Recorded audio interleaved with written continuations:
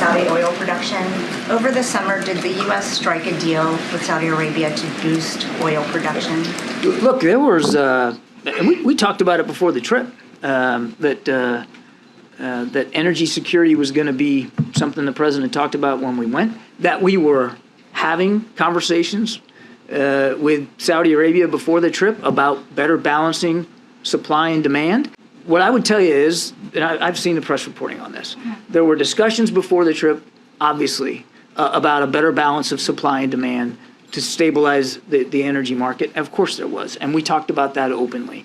But this recent decision by OPEC Plus to now cut these 2 million barrels certainly is not, and Karine said this a gazillion times, it's not in keeping with what we believe was the actual mathematical analysis of what needed to be done.